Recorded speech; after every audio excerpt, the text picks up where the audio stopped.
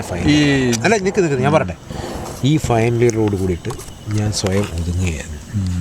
Basically എനിക്കറിയാമായിരുന്നു ഞാൻ face ചെയ്യാൻ പോകുന്നത് വളരെ ട്രബിൾസം ആയിട്ടുള്ള കാര്യങ്ങളാണെന്ന് എനിക്ക് അറിയാമായിരുന്നു.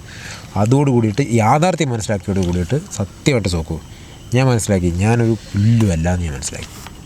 ഈ ജയറാം വിജയകൃഷ്ണനുണ്ടല്ലോ, നിങ്ങൾ ആരെങ്കിലും കോളറെ പിടിച്ചിട്ടുണ്ടോ? ഇല്ല. അതിന് ബേസിക്കലി വേറൊരു കാരണമുണ്ട്. ഞാൻ പറഞ്ഞില്ല, ഫൈനൽ ഇയർ ആയപ്പോൾ ഞാൻ ഈ ഒരു ഒതുക്കത്തിന് മാത്രമല്ല, ജയറാമിനെ കുറിച്ചിട്ട് എനിക്ക് എന്നോട് ആദ്യം ഞാൻ പറയട്ടെ, എന്നോട് ആദ്യം പറഞ്ഞ ശരത്താണ്. ഇപ്പം ബേസിക്കലി ശരത്ത് വന്നപ്പോൾ ഞാൻ actually I was protecting him. Sharath വന്നപ്പോൾ ഞാൻ ഏറ്റവും ഭീകരമായ റാഗിങ് കാരനായിരുന്നു. അതേസമയം ശരത്ത് എൻ്റെ ഒരാളാണെന്നുള്ള കണ്ടീഷനിൽ ഞാൻ പ്ലേസ് ചെയ്യും. ശരത്തിനോട് ആരും എതിർത്ത് പറയുന്ന പോലും ഞാൻ സമ്മതിച്ചിട്ടില്ല.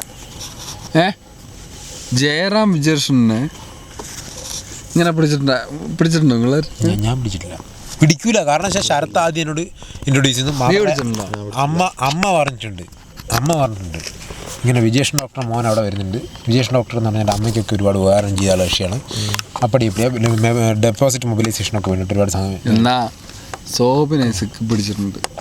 That's up to you. ഇങ്ങനെ പിടിച്ചിട്ടുണ്ടല്ലോ, അപ്പോൾ അതൊക്കെ എൻ്റെ തൊണ്ട ഇങ്ങനെ കുലിക്കടിച്ചിട്ടുണ്ട്. എന്തിനാ? എന്ത് കാര്യം? എന്താ കുലിക്കടിച്ചെന്ന് വെച്ചാല് അടിച്ചാൻ വീണു. എൻ്റെ എനിക്ക് എന്താ അറിയില്ല, എന്ത് കാര്യം?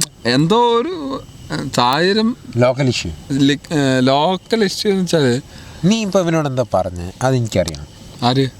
ഇവൻ ഈ കൊണാണ്ടറും പിടിച്ച് ഇങ്ങനെ കുണുകുണെന്ന് പറഞ്ഞിട്ട് ലൈറ്റ് ഉണ്ടാക്കേണ്ട കാര്യം എന്താ? നിനക്ക് മനസ്സിലായോ? ഞാൻ ജയറാമിനെ വിളിച്ചതല്ല ഞാൻ ചോദിച്ചു. കുലുക്കി അത് പറ, ഇത് പറ, എന്നിട്ട് അത് പറഞ്ഞാൽ ഇതെന്താ നീ ഇപ്പൊ